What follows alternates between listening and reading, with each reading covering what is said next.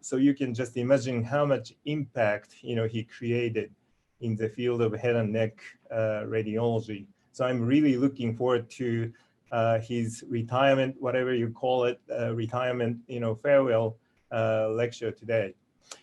Now I would like to introduce Dr. Ann Osborne, distinguished professor and Bill and Patricia Child Presidential Endowed Chair in Radiology at the University of Utah.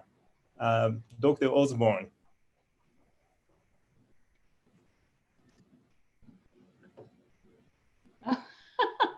We lost her for a minute. I think you're muted. Yeah. Annie, it's you get to do the official introduction. Okay. Sorry, I had a dog at the door. So who doesn't like to wait. So I guess of all of us, I maybe have known Rick the longest and had the privilege of that. And I used to tell my husband that other than him, that probably the most important man in my life was Rick Harnsberger, who has been a friend, a colleague, a mentor, co-author, you name it, he's done it. I think we all owe Rick a great deal in many different ways. And what I think I owe him most is not his expertise and his organizational skills, the fun that we and the fun and the stress, and then everything turning out fine with founding Amyris's all of those years ago. It was watching Rick as a person when he was our section chief and then a senior colleague, and watching him really mentor and nurture. I think Rick was one of the most nurturing men that I have ever known in my entire life, on a par with my late husband. We used to call him Mr. Mom, because in many respects, he was a co-parent of everybody in the neuro section. You all know his accomplishments. I don't need to, professional accomplishments, I don't need to outline those. But what I want to do is basically, in a sense, bear my testimony to the life, the example, and the friendship of Rick Harnsberger. Thanks for the privilege of saying a few words at the beginning. Okay, I think it's mine, huh? Yeah, it's yours, Rick. All right, so it's a picture of my village to start. And you can guess from this picture that this is not going to be a typical lecture. I have a small section at the end that's for radiologists that might appreciate a little bit about the head and neck imaging ideas that came out of my generation, which I'll call us the second generation of head and neck imagers. But a lot of this is about all the good luck I've had over a lifetime, but specifically in my field and in my personal life. So let's just move on into it. This is the last lecture. It is my last lecture, but I'm not dying. In fact, I'm really hoping to live a bunch more as a unemployed, retired person, so that Janet and I can spend time traveling the world. Enjoy your workout. You need to get post-vaccine, and I'm looking forward to that as well. And so what does a lifer academic talk about for the last time? I looked at all the talks, 40 or so talks I had in my file, nothing's fit. So I decided to just craft up something. It is a last lecture in the first lecture, and it won't be given again. But I decided to focus on the lucky and a little bit on the not so lucky things in my personal life and that affected my life and career. So we'll talk a little quickly about formative years, about faculty years, and finally get in a little bit of some head and neck ideas. So formative years, I try to do this in 30 minutes because I know you don't need to listen to me for another hour. So if I get too much beyond that, someone get the hook. in my formative years, we'll talk a little bit about my early years, my UCLA years, where I had two really important things happen to me. I tried to die, and I got married and went off to Utah. I'm going to talk some about my residency, a little bit of friends and fellows. Tony Mancuso is into this discussion, and my three sons who came into the equation. So I was one of four boys from Dot and Hutch. My dear parents, both with advanced degrees in chemistry from Berkeley, and wonderful It's just kind of telling him what he. role models. Role models for me. I mean, we don't have to listen to it, but I thought you might want to. Yeah, Hey. me too. Hey, Paula. Paula, I think you need to mute your mic. Those people who are not Sorry. just okay, good. Okay, so this guy here is me. I'm second son, and we'll see some of these other guys. My father grew up on a houseboat in China. So Hutch, this guy, grew up in a houseboat in China. He was about 16 when he came to America. His first language was Mandarin. And he knew a whole lot about life way early in his life. He then fought his way through the Second World War and landed on Iwo Jima. But he was both my parents were very supportive people. And as I said, great examples. But Hutch loved to get all four boys competing in some game, in some race, in some way. And so this was all meant to tire us out so we'd sleep finally and give my mom, Doris, a little bit of space to revive herself. It was not a surprise then that sibling rivalry was a big element in terms of my brothers and I relationship. And it's also not a surprise that Tom became a lawyer, I became a doc, Doug became an architect, and Steve went into business, because I don't think any of us wanted to be in the same field because we were pretty tired of competing with each other. So that was the first part of my life. Then I went to UCLA from 1974 to 78, and things were going along swimmingly. And in 1977, one day, the patient history, that's me, I came down with a flu, went to the student health, and they gave me some wimpy antibiotic, went home. And my wife says that the last thing she said to me, Janet says, that I said to her was expressive aphasia. Then I went completely mute. She dragged me seriously physically into the ER. I had papilledema. They did plain films because they only had an ME scanner at that point. They were read as normal by the radiology department. Audrey, the chief resident of the medical service I was on, reread them, thought they were abnormal in some way, and called Bill Hennefy, of all people, who was a professor of head, neck, and neuroimaging, in from home. He read it again and diagnosed with her this fluid level in my frontal sinus. And I had surgery that night and subsequently ended up in a coma. Anyway, these are not my images, but those of you who are not docs, here's a maxillary sinus with fluid in it. This is what's called an OMU pattern of obstructive sinusitis. My frontal sinus was also abnormal and infected, as was my ethmoid. And you can see air in the soft tissues on my forehead. This is not my images, but on this patient's images. And this is my MR when, actually my CT is how they diagnosed it, because we didn't have MR. But this is a subdural empyema. For those, again, of you that are not medical, this is pus on the brain. And so it wasn't too surprising, but they drained my sinuses.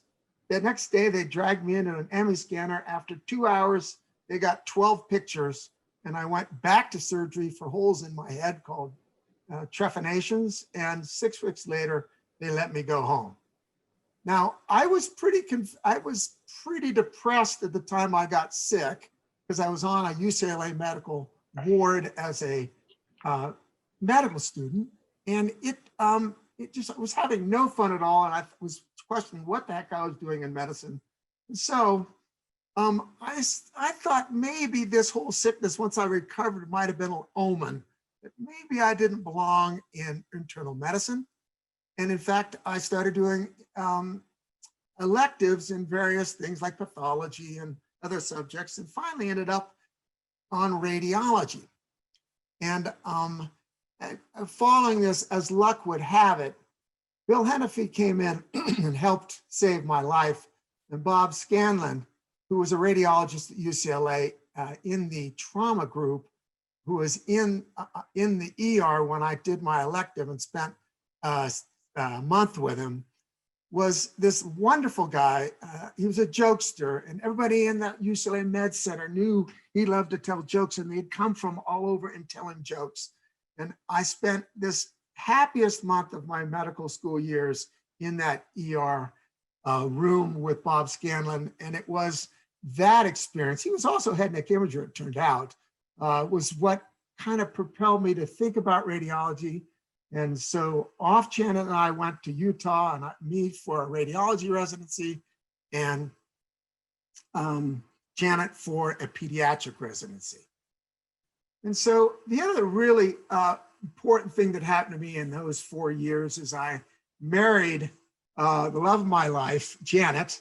Here she is on our wedding day, and here she is as we pose together in our yearbook. And here we are with a group of friends. Here's Bill Dillon, if any of you know him, who is still a friend, who's at UCSF, but did the radiology residency with us with me.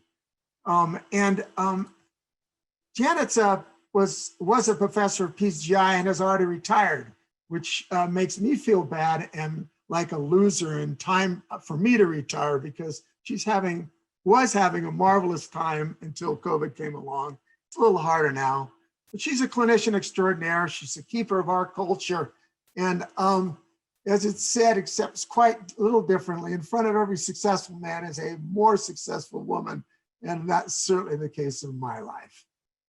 I just show this picture because I spent one of two couple of weeks in Uganda with Janet, but she was there 2 different summers trying to help them post-genocide recreate a pediatric residency. And these are all pediatricians who are finishing up, and they were taking their exams. And she was there as part of a United Nations group of physicians trying to understand if the tests they were giving to graduate these people were fair. And this is her group that she had interviews with and spent time with over a few weeks. So my faculty years, I did a fellowship in body imaging of all things. And in 83 to 85, I did a faculty fellowship with Ann Osborne. We'll talk about that. My first lectures were a complete mess in my first couple of years, and we'll talk about that. And finally, I was an instructor, assistant associate, and full professor at the University of Utah, and I was head of the neuroradiology section. My generation, the second generation of head and neck imagers, spent most of their careers trying to help create terminology and demystify the head and neck imaging area.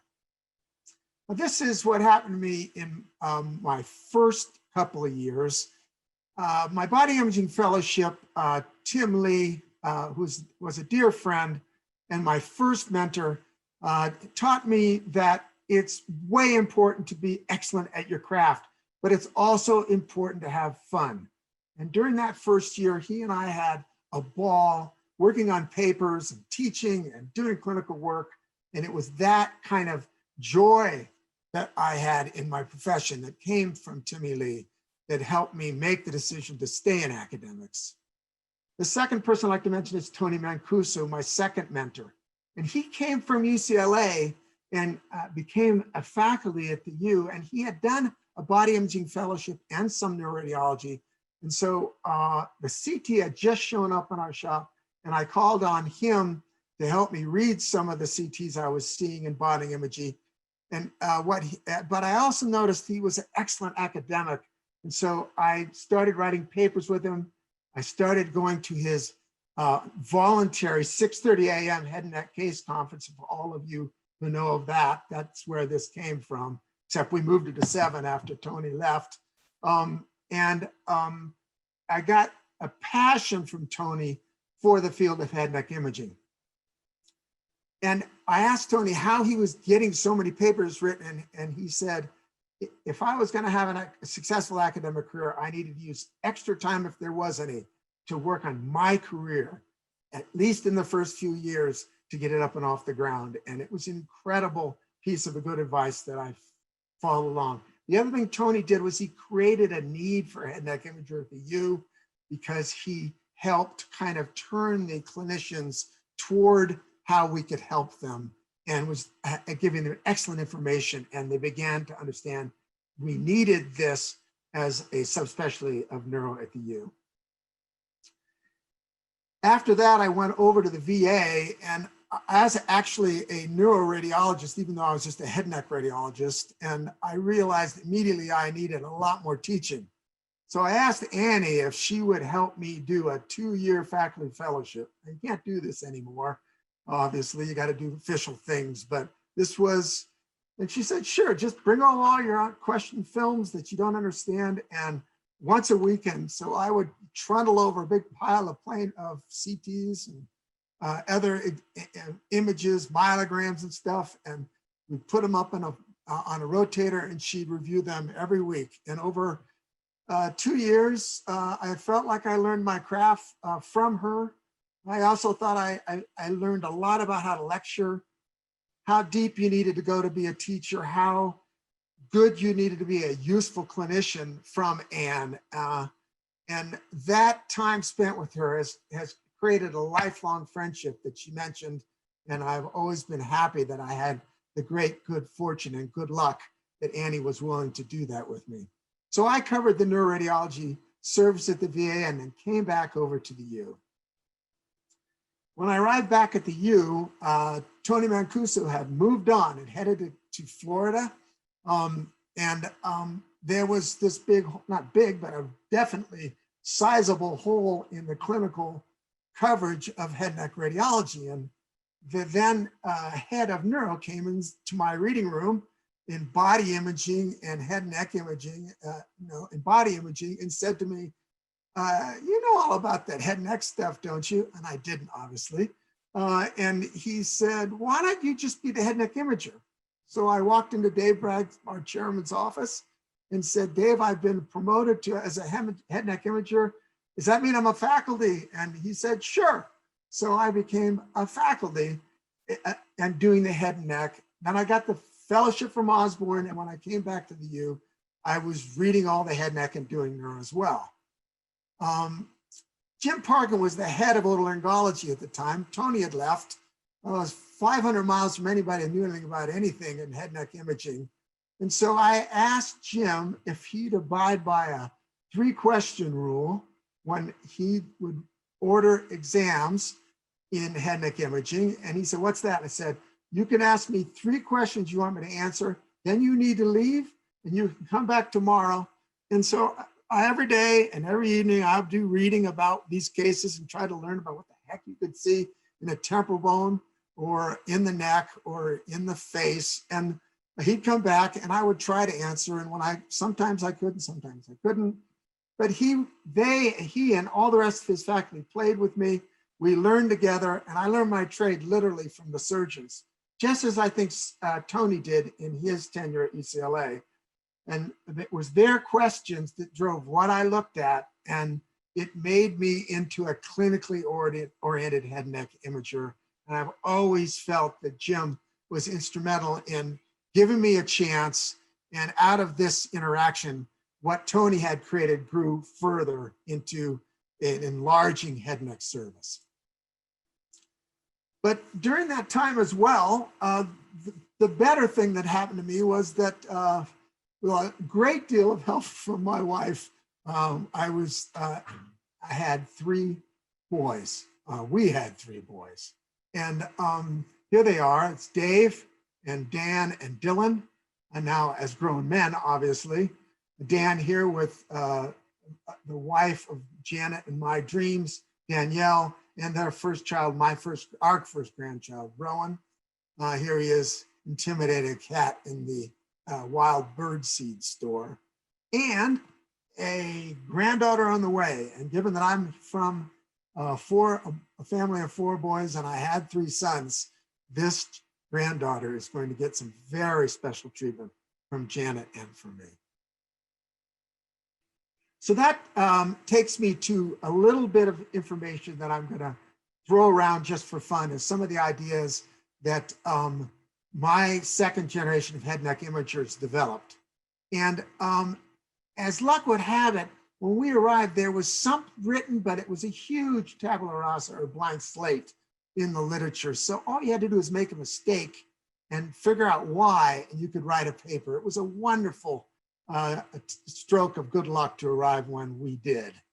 And also it was driven by, when you tried to give a lecture, it seemed like you couldn't really, there wasn't words to use to explain what you were seeing, and they were just in development. So you could jump in and study anatomy from the cross-sectional anatomy books and the abscess locations in the head and neck surgical literature, and you could get a sense for the natural spaces or areas of the extracranial head and neck.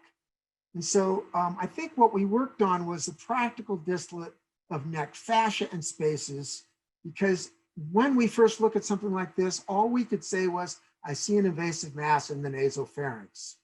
And that's not helpful in most cases, especially if someone's thinking about surgery. And instead, we developed the concept of spaces. Nasopharyngeal mucosal space is seen in an invasive mass of the parapharyngeal, parotid, retropharyngeal, and perivertebral spaces. So there's a lot going on here that we needed to develop terminology for. And out of all that reading, and all the outlines and all the stuff and all the notes, I realized that I had this junk all over my desk. So I tried to create an outline for my cases, my teaching file. And out of that fell a table of contents, and out of that fell a textbook. And I wrote the textbook, and then as I looked at it, I realized how much help I'd had to write it. And then I took the book home and showed it to my father, and with great pride, I showed it to him, and he said to me, and back then, oh, wasn't that great? You can see further down the horizon of the people and science that you're standing on the shoulders of. And it was a wonderful perspective from that kind of centered me about all the stuff I was doing. In any event, the idea was that we talked, the discussion for years was the nasopharynx, oropharynx, and hypopharynx. But there was very little in the way of what you said about all the other stuff that was in the soft tissues of the neck. And in fact, there were these huge lists of fascia. I just wrote a few of them down here that everybody talked about different fascia. And in fact, what was needed was to distill all the different fascia down to 3 layers of deep cervical fascia, where you can see these yellow lines, the superficial layer, and the middle layer is this purple line, and the deep layer is this blue line. And you can sort of color code the axial version of all the spaces, and you can dispense with all of these confusing terms. And those fascia then develop these spaces, and there are 7 of them: the parapharyngeal, pharyngeal-mucosal, masticator, parotid, retropharyngeal, and perivertebral. And once you've got them, there's almost nothing left here. And what you can do with it then is quite simply to just say, okay, I'm going to look at the contents of every space, and I'm going to see what diseases could come from those contents. And therefore, I can make a list of things in the space, in this case, the pharyngeal mucosal space here. And from that, then you have a space-specific diagnosis, list of diagnoses. And then you need to just get some empiric experience, see a bunch of cases of those things that are in that space, the normal contents and the congenital things that could be in this space, and get familiar with what they look like in imaging. And if you see 5 of all the things in this list, and you see something in that space, you have a really good chance of creating a histopathologic diagnosis. And that seemed to be a very effective way to attack this problem. And I'm just going to very quickly, I'm going to skip that. But I will show you this next thing. Here's a case, it's a CT, and we see all kinds of stuff going on here. And this is an infected patient. They're looking for abscess. And we can, so 30-year-old with can't open his mouth, close their mouth, and it hurts. And is there an abscess? And yes, there is. So what we need to do is say where. And here we have parapharyngeal space. We also have the masticator space, and you see pus there, that low density stuff. And then the parotid space has got cellulitis, and so does the superficial space or buccal space. And so what you're saying is there's two spaces that need a finger or a drain in if you're going to drain it. And this is a way then to deal with things that are in multiple areas. But it's so important then that the surgeons know where that pus is and how many spaces to operate. And this terminology and this way of speaking gives them a way of operating. So if we take the suprahead neck and the infrahead neck and the oral cavity, we can define spaces in each of these areas, which is basically all the soft tissues from the skull base to the clavicles. And it gives us a way to start understanding what might be in these spaces. And it massively strengthens our reports for the surgeons and the clinicians who have referred to us. And it gives us a way to really contribute to our field. So with that, I move back to people, which is much more fun, because that other stuff has been something I have talked about a few times.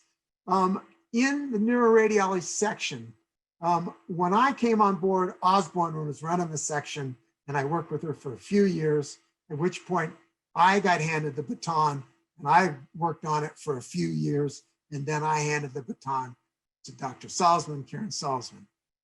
This was great good luck, because I got a chance to lead. I got a chance to lead a section that Osborne had already led, which meant it was in good shape. I was able to select my own boss as the next chief.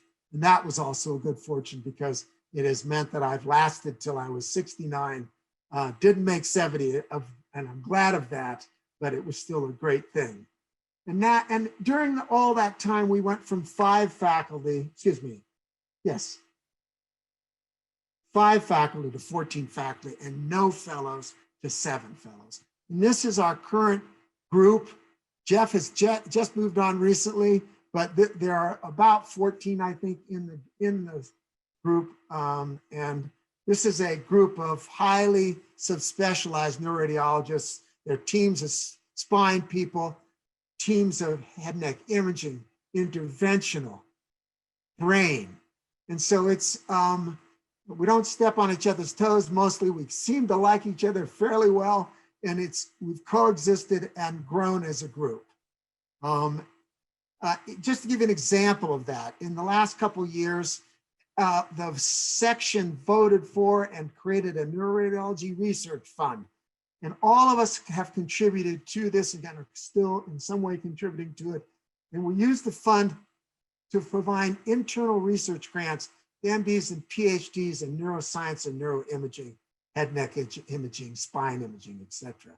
And it's a cooperative effort, and it gives people a chance to test their hypotheses and, buy biostatistics time or scanner time or whatever. And it's a fantastic vehicle, especially for our younger faculty. Now in head neck imaging, Tony Mancuso was in charge. When he left, there was a void. I got a great boost out of that, and interested surgeons and clinicians. And then here I am with Rick, and then Rick Wiggins took over for me. And as I'll say in a second, has advanced our situation in head and neck imaging significantly.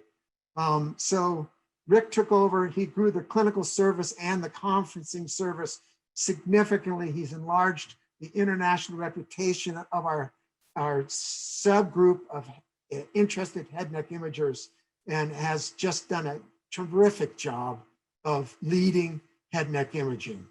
And today, we're starting in 2021, we were going to have a Center of Excellence in Head and Neck Imaging, led by Rick, with Yoshimi Anzai and Blair Weininger in it. Blair just joined us. Yoshimi's been with us for a few years now. We have 2 past presidents that will be in of the ASH&R that will be in this effort. And so just to kind of wrap this up, I hope I didn't talk too long.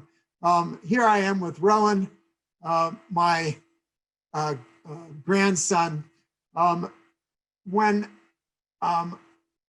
recently Rowan walked up to me and tried to give me a big hug, and I stepped back because he's in a preschool and I'm not 69 and I really want to live to the post-COVID world.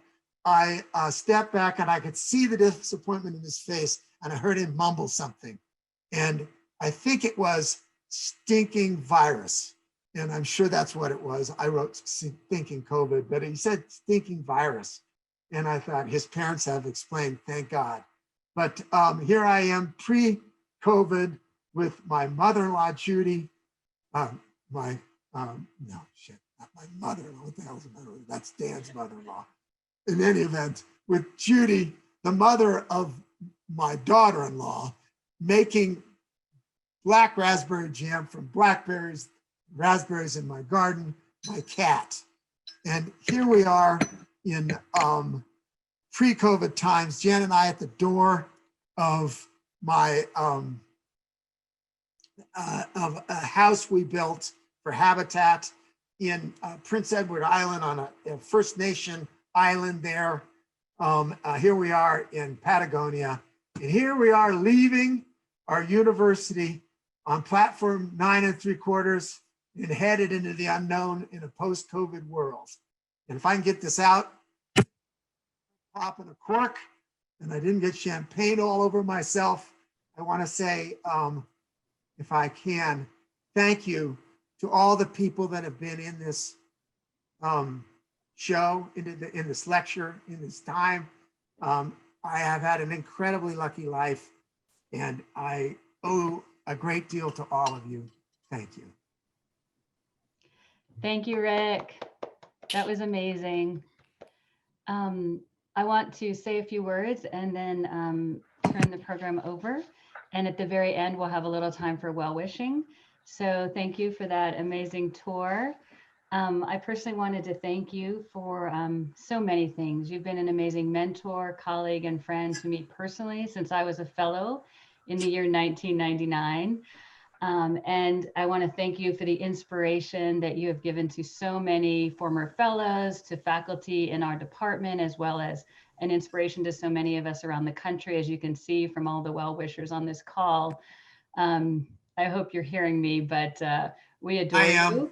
Oh, good. We do adore you, and I'm so delighted to help celebrate this event with you. It's been an honor and a privilege to work with you all of these years. It has, you have definitely been a bright light in my life and a wonderful part of all of our world. So thank you for that. And we would like to honor you in a special way. And I would like to turn over the program to Dr. Rick Wiggins. Hi. Hello, everybody.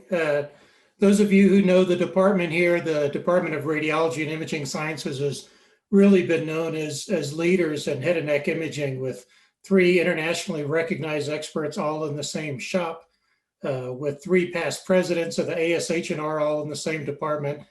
And we've really been able to move past the traditional academic triad, really, of education, research, and clinical care towards mentoring, which is something that we've been able to do with Dr. Harnsberger's leadership and mentoring for all of us. With these efforts, those of you who train here know that we have an increasingly large family of head and neck radiology experts and imaging experts that is growing all the time. That's really leading the future of head and neck imaging as we know it. And to honor this and honor Dr. Harnsberger, we wanted to launch a head and neck imaging center of excellence, as he mentioned. We want to continue this pioneering pace of innovation and really distinction in head and neck imaging, and kicking off our own fundraising campaign to support the center with retaining and recruiting the highest level of head and neck imaging expertise, curating and hosting didactic lectures specific to head and neck imaging, and to provide some research funding for novel head and neck imaging projects.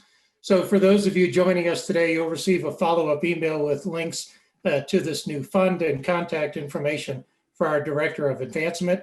And we invite you to support this new initiative to honor the legacy of Dr. Harnsberger, who helped shape the discipline of head and neck imaging really as we know it. So I'll turn it back over to Dr. Salzman.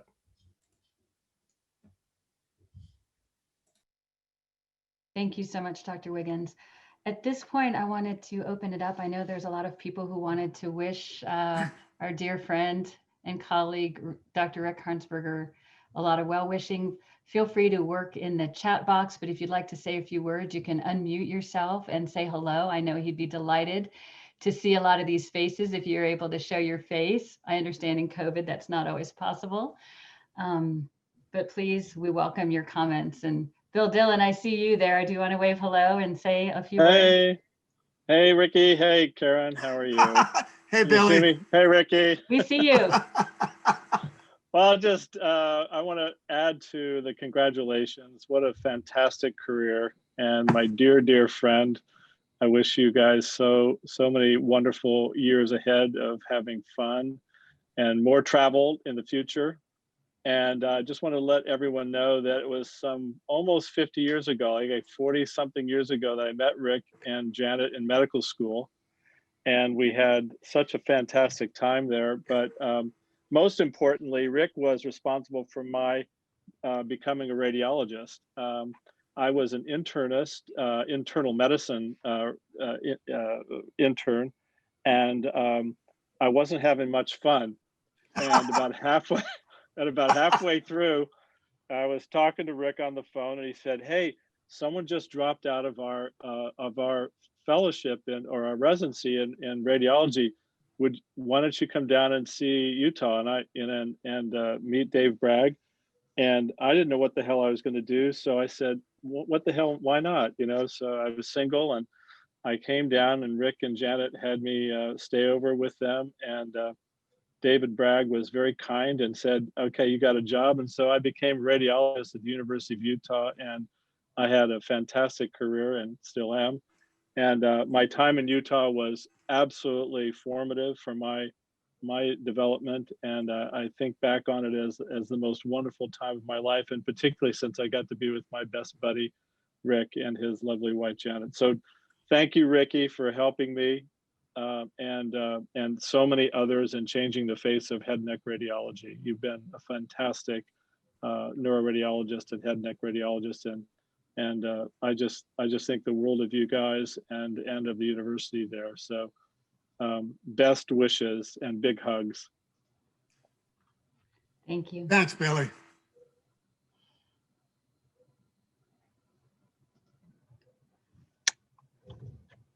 Awesome. Thanks for I'll say being here. something. It's Larry Ginsberg. Rick, I just want to say that, when you're a junior person and just starting to get involved in the society, having the approval or acceptance of somebody that you regard as legendary in the field is extremely important. It means you are doing something right. And I said it on the chat, but I just want to thank you for accepting me as one of the gang many years ago. And it was a big boost, a big help to me as I was coming up. Good luck. Thanks, Larry. Rick, hey, this is Akshay. Congratulations. It's been a while, but I look forward to seeing you at Jazz Fest sometime in the future. But I speak on behalf of the 10 fellows that were around me. The impact you had on our lives was significantly greater than anything to do with radiology. And don't ever forget that, because I learned a lot about relationships, about people, about things that are much more important in life, and I owe that to you, so I appreciate it. Thanks, Akshay. Yeah, I want to chime in too. Thanks, Rick, for everything you've done as a mentor and a friend.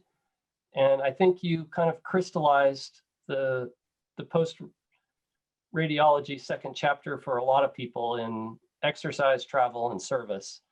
And I think when you kind of helped a lot of things click for so many people in non-professional settings about how to be a great human being. And so I thank you for that.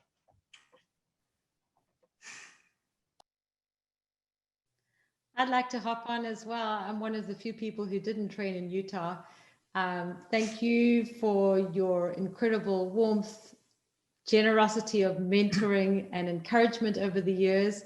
As a foreigner, it was quite a challenge to get started in this country. And wow, you're really a true inspiration, Rick, and a great friend.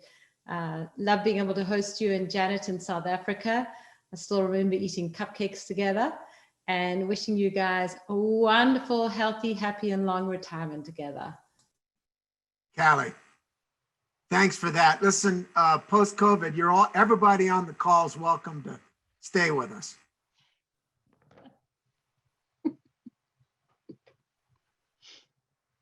When and where? What do you mean where? I got a guest room in the back side of the house now. As soon as I get the vaccine, I'm coming. All right, great. All right. Just give us a month of warning. Okay. So it's Hilda here on Snehal's laptop. So my name is not Snehal Patel. So Rick, don't even know what to say, because I like Callie. We didn't train with you, but I feel like I did. I feel like I've been adopted, and you opened the world for me in radiology. And I think you've done it for so many. You're so inclusive and so generous, and you've changed my life and my career. And I'm so very grateful. And I'm so happy for you and Janet that you can actually have a wonderful, fun retirement. Both of you deserve it. And I love you. Thank you so much. And we just need to stay out of COVIDville. Yes, but I'm in New York. Oh God. Well, don't visit till you get the vaccine, okay? I know, I've been banned from Utah. You can stay at my house. Thank you, Karen. I love you too. Rick, can you hear me? Yeah. Yes. Rich Offstein. I didn't train at Utah, but a lot of the names you talked about earlier in your talk, I trained at UCLA and loved Tony Mancuso, the jokes of Bob Scanlon, and of course, Bill Hanafy. And although they were my direct mentors, and I've not personally met you, although I do come in every once in a while and help out in MSK, I've learned probably as much, if not more, from you through your books. And you definitely demystified head and neck imaging for me, and I thank you. Hey, thanks a lot. You know, Tony was a fantastic mentor. So was Timmy Lee. And Bill saved my life by verifying some findings and coming in from home, which I know he wasn't a big fan of. So Can I tell you one little anecdote about Hanafy? I think you'll appreciate. He sent me in to do a sialogram. And I think I was in there for 3 hours, and I finally got the duct. And I actually got a sialogram. And I showed him the images, and I was so proud. And he looked at me and he says, "That's pretty good, but let's go do that right, because there's bubbles all over the contrast." But he was a very funny man. I remember him jumping on a raft with Bill Dillon and me in San Antonio with a bottle of wine and 3 glasses. Yeah, he's a great guy. We were floating around. He was just a great guy. Thanks. Dr. Harnsberger. Hey, guys. Nice to see you. We were kind of late invited to the party, but we're so pleased to be able to witness this and be a little piece of history. I'll let her go first and then I'll finish, but she can. I just want to, I don't know if you remember this, Rick, but you wrote a letter for my promotion and you forwarded me a copy of it. And when I read it, it made me cry. And now every time I need like a boost of any sort, I go back and read it. So I will always have that to make me think of you and, remember all the great stuff you've done for so many people. I have one of those also. He writes, he gives good letter. Well, you never made me cry, Okay, Doug. but you did make me laugh a lot, and I will for the rest of my life carry memories of like the early times on the executive committee, hearing you and Roy kind of like debating and kind of pointing the way for things. Learned a lot. Some of it good, some of it maybe indifferent. But you've been a wonderful mentor to more of us than you can possibly imagine. And we appreciate you. We're going to miss you a lot. And maybe if we're lucky, we'll get to see you around. And cheers. Cheers, man. Wait, cheers. Janet just brought me champagne, so good on you. Hey, Rick. Hey, Phil. How you doing? Hey, man, I'm done, and I'm feeling really good.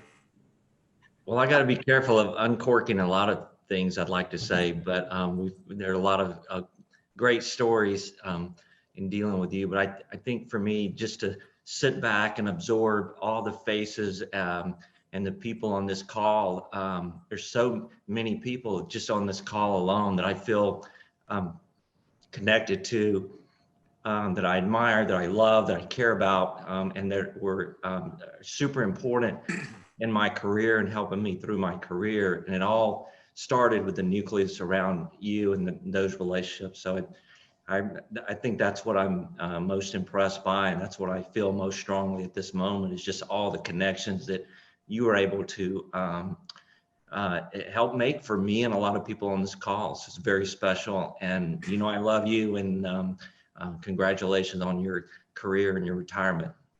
All right, come and fish with me, Phil. I will. All right. Hey, Rick, it's Chris Mosier. Sorry, my video is a little whacked out here. That's probably better that way. It's the backdrop. Right. Well, that's where you have to come visit me. Okay. Well, again, I can't summarize. We will, if we can. Yeah, I do. You know, everyone has said everything that I feel. Most of all, thank you for adopting me, particularly from those of us who really come from the way left field.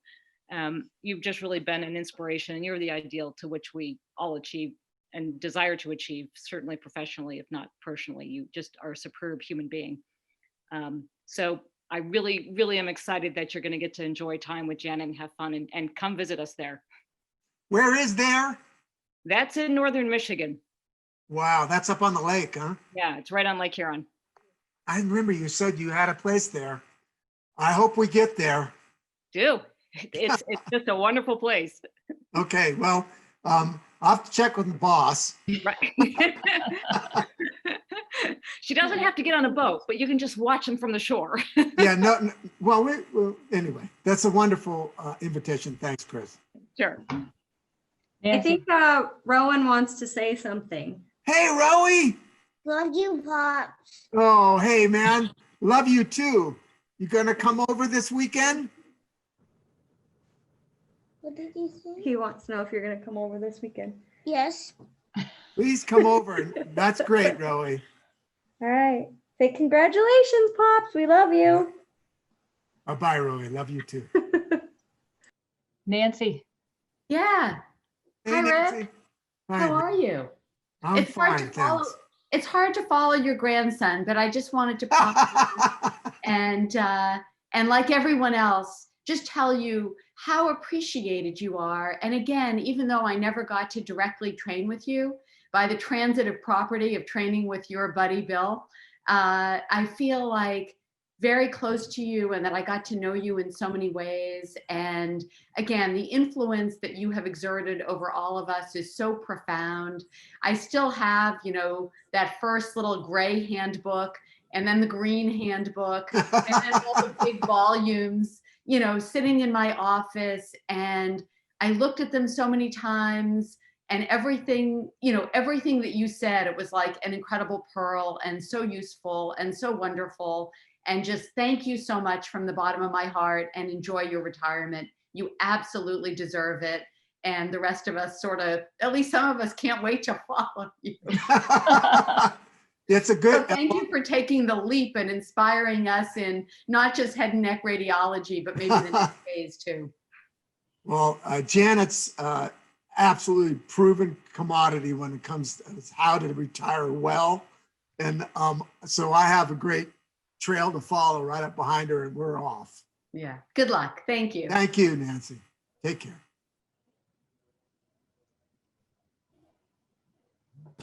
I want to chime in again. I know there are other people that you don't get to see as often, but you really have been the heart and soul with Anne of this University of Utah, and such a, so I feel so fortunate to have had the opportunity to work with you and to, you know, have you as part of our world, because just looking at all these people and all of the many trainees and fellows and residents and medical students that you've inspired is, you know, amazing. And I thank you for all that you have done for all of us.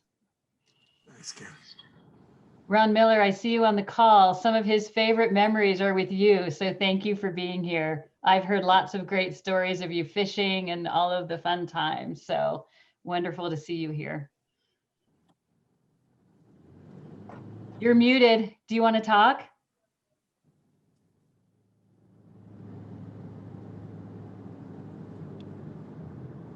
Okay.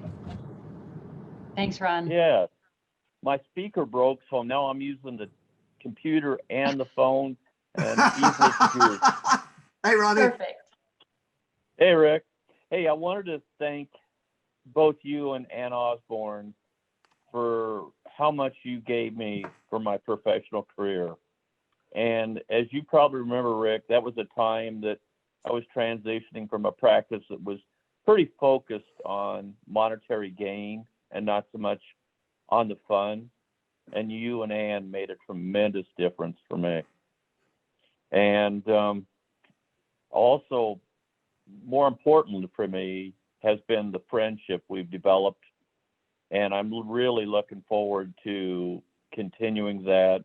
I'm looking forward to our trip to Mongolia this summer. We'll have a great time. Thank you for all the friendship. Feeling is mutual, Ron. Thank you.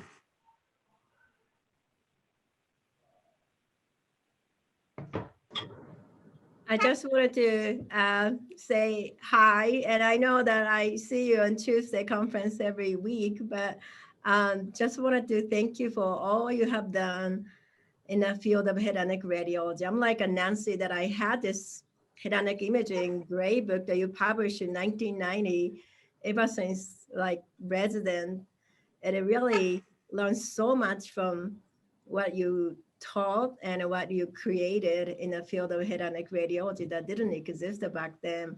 So, I also had an opportunity to come to University of Utah and observe how so practical you're teaching and analyzing imaging to make sense to clinicians.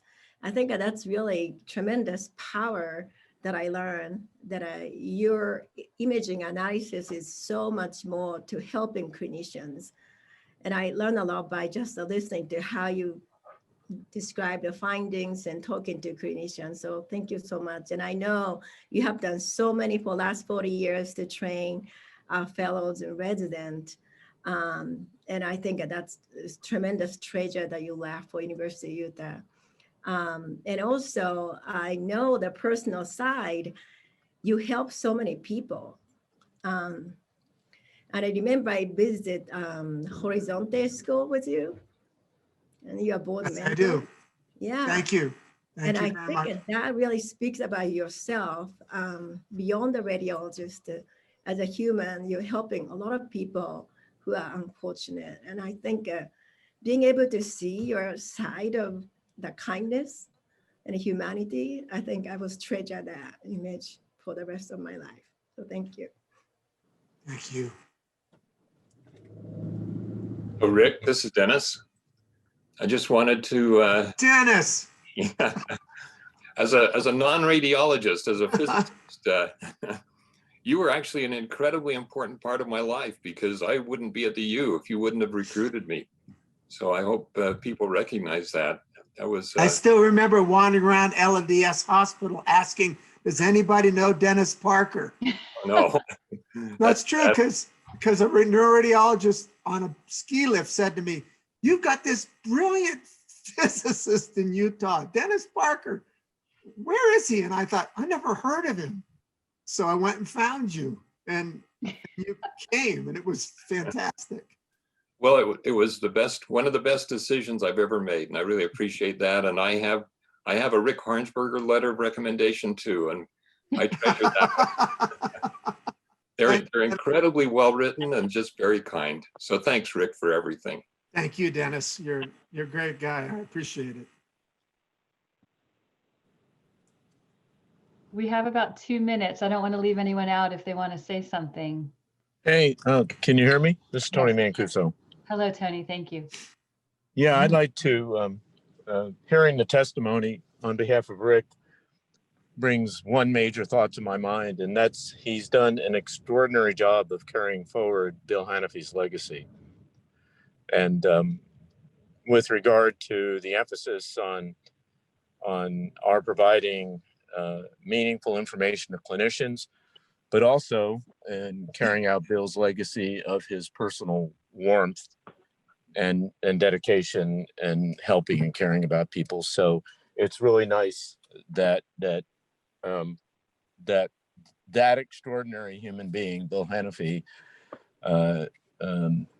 saving his life, which was pretty cool. I remember that happened because I was there when Rick's films came through. We did polytombs too, if I remember, Rick. Yeah, I was out of it. Yeah, you were in an ICU bed. But that's essentially hearing all the testimony. Whenever I have an opportunity, I give thanks to Bill on a daily basis. And I think a purposeful life that Rick has led does honor to Bill's life. And I thank you for that, Rick. Hey, Tony, I'm so delighted you're on this call because, it was that crazy 6:30 a.m. conference that Bill and I attended voluntarily. What the hell was the matter with us? And I've always told the story of that conference when someone says in the neurosection meeting, we should set up a new conference. I said, listen, some guy started a conference 35 years ago. I'm still doing it at 7 a.m. for Christ's sake. Let's not set up any more conferences. Dude, we used to drive to that in 2 feet of snow. I was happy to have a four-wheel drive Subaru. We drove up. I know, it's still true. So anyway, Tony, you inspired my career in a lot of ways. And so it's very special to me, man, that you're here on the last day. And we're happy also from the University of Florida to have provided you with such good seminal talent in Wiggins and Dr. Salzman. I think they've done a remarkable job at potentiating what you created there or advancing. And I would like to say to Rick, if he's still on, we developed a very unique online learning tool through UF called Witty Online. And if you want to parlay that into your outreach, educational outreach, it's a very unique interactive learning tool. And I've been writing the section in Head and Neck on it for 3 or 4 years now. So you're welcome to platform that along with your offerings. You don't need to charge for it. Okay. So anyway, and I assume it's going to be a follow-up email, but again, the main thing I want to get through is I'm eternally thankful for you staying true to all of Bill's legacy. And take care. I got to run now, but bye everybody. Thanks for being here. Go Gators. I am University of Florida as well. So absolutely true.